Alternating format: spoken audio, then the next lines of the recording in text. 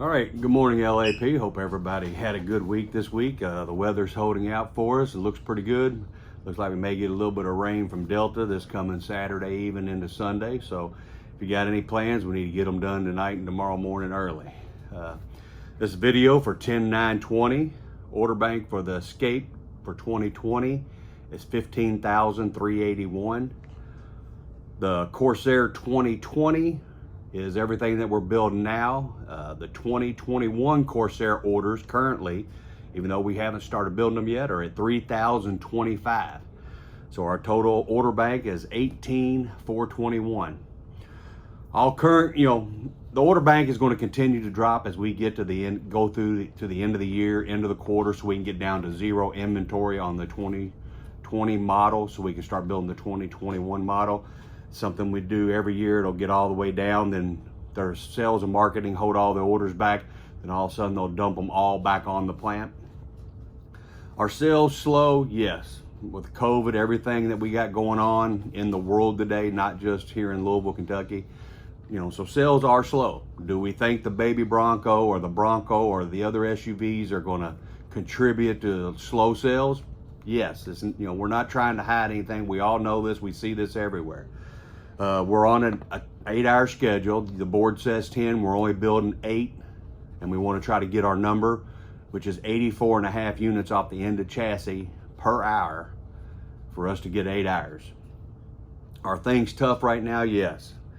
And everyone has an opinion. Everyone has a theory on what's going to happen, how it's going to happen, when it's going to happen. We cannot change what's out of our control. The things we can change is building a good quality unit and our absenteeism.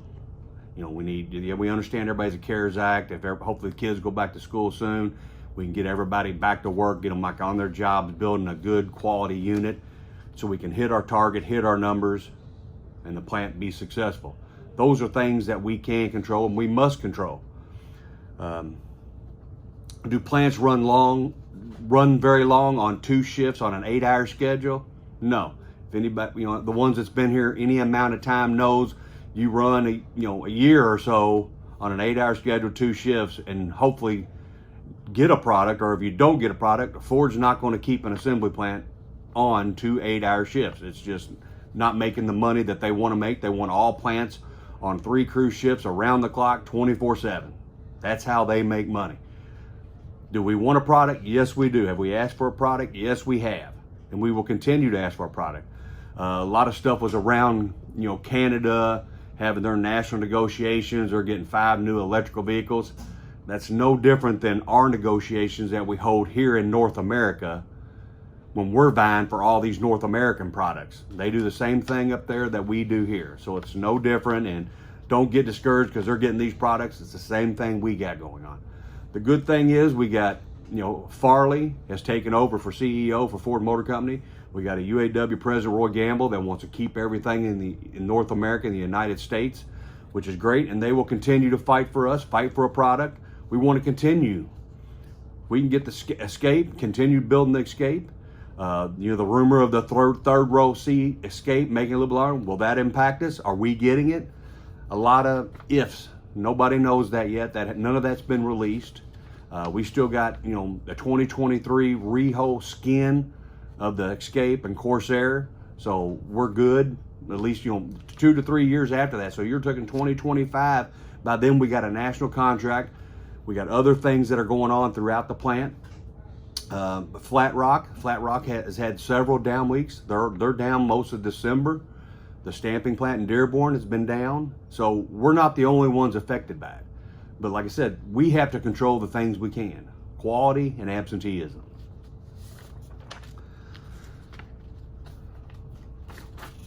Our Adopt a Child program, I hope everyone's has started collecting their money from their different teams and getting everything together so we can take care of the kids this coming Christmas and get all of our shoppers ready.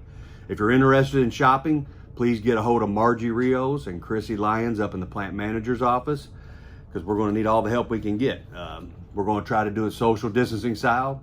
We got several schools that are participating. I personally have talked to the ladies the counselors that are handling these schools, and told them we want the kids that are deserving and needing of these. They went through, handpicked the parents and the kids that need these gifts. So, not like years past, people show up and, you're like, what do they need? And they're brand new clothes, brand new Nikes, carrying, iPhone 12s, but everybody else is on a 5. So these are kids that need it. We're going to do, like I said, do social distancing where the parents, we're going to go there, we're going to set up. The parents are going to drive through, get the kid's name or number for that bag, put that bag in their car, and then they're going to exit.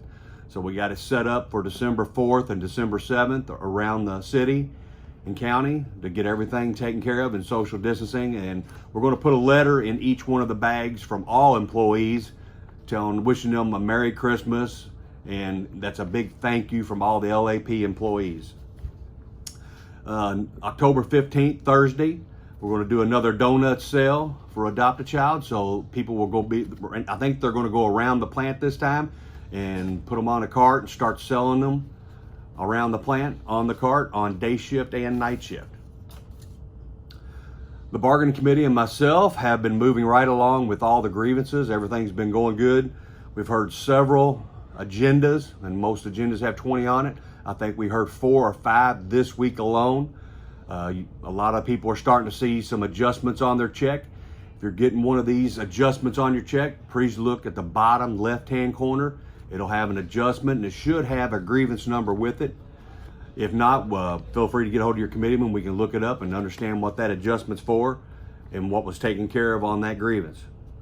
We appreciate everyone's patience.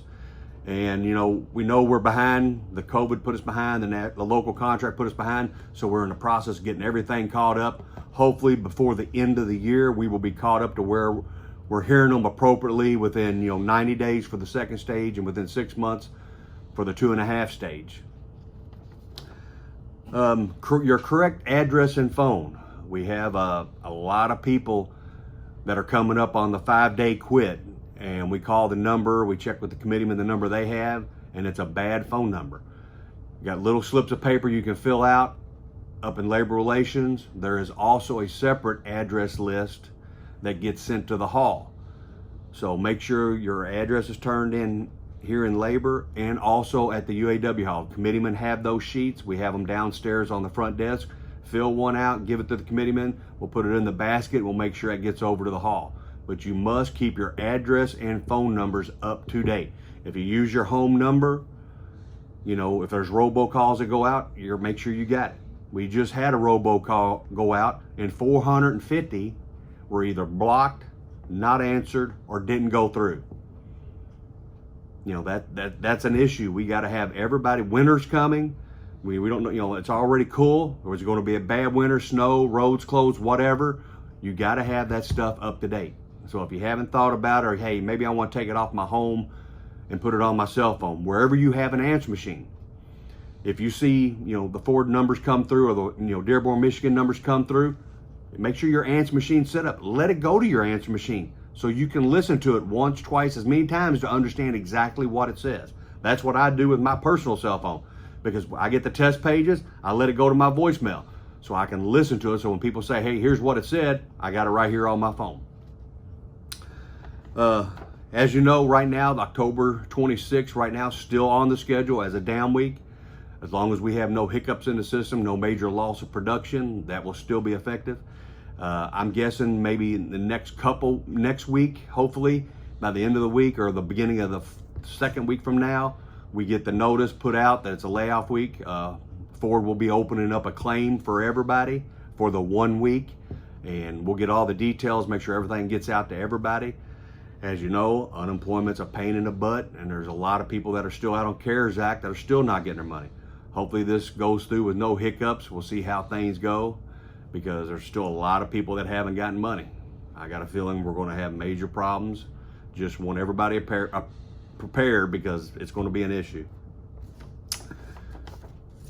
I am taking a 2-week vacation the next couple weeks. I got some stuff to get done around the house and home I've been putting off for way too long. So I'm gonna get with Brandon Reiser. I'm gonna be covering me in my absence. I have Brett Mitchell coming to day shift to work with the day shift bargainers and we'll be putting one of the committeemen on to cover night shift over the next 2 weeks. So if you have any issues, next couple weeks, please get with Brandon Reisinger as acting chairman. You still got the same bargaining team. Get a hold of any of those that you want. And on behalf of myself, the UAW, God bless.